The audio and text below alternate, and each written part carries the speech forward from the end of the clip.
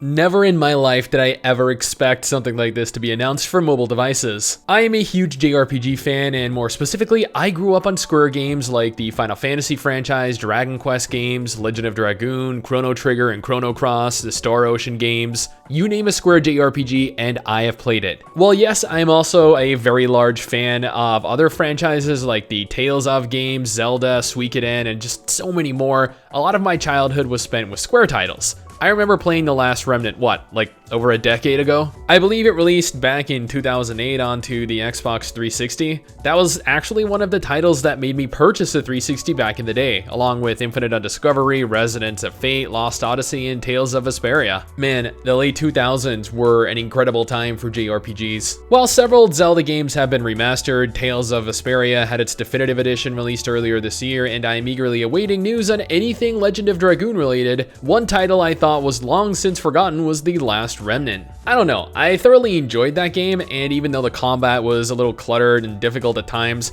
I fell in love with the story and the characters much like I always do with JRPGs. I know back when The Last Remnant released in 2008, a lot of people criticized various aspects of the game largely due to optimization and technical issues like inconsistent frame rates. From what I could tell via googling around online, a lot of the issues that were in the original version of the game were fixed during Square's remaster last year. If you weren't aware, Square ENIX actually released the Last Remnant Remastered for PS4 in December 2018 and upgraded the graphical engine from Unreal Engine 3 to Unreal Engine 4. This had a very noticeable, albeit necessary effect on graphics and texture quality, fixing the majority of issues that had long since been plaguing the game. The game is currently available from both the App Store and on the Google Play Store for $20 and takes up around 6 to 8 gigabytes total, which is quite a sizable game, I do know. Not only that, but you're going to need quite a powerful phone if you want to have any chance of playing it. Something that I found highly unusual though was the fact that Square had opted to not do any kind of advertising, nor had they even announced a mobile port of The Last Remnant was in the works. So this game had flown completely under the radar until this announcement. Like,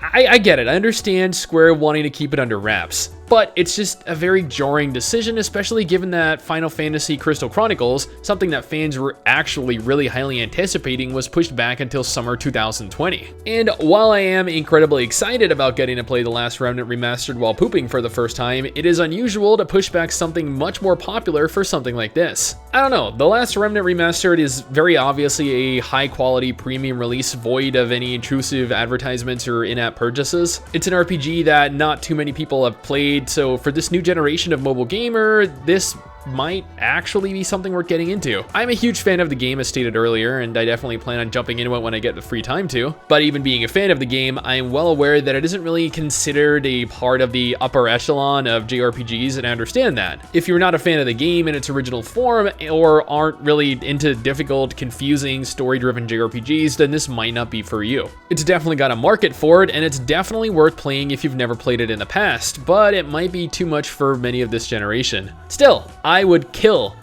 for a remastered Legend of Dragoon. I'm not kidding, I would pay a solid $100 for that, no question. But that's just my opinion, my first impression of the game ahead of its launch. What do you guys think? Are you looking forward to playing it? Are you disappointed about Crystal Chronicles being pushed back? Will you try it out, or do you even want to? Let me know in the comments below, and let's talk about it. Anyway guys, that's it for me. Thanks for watching. Hopefully you enjoyed the video. Don't forget to subscribe for more content like this, and I'll see you all next time. Peace.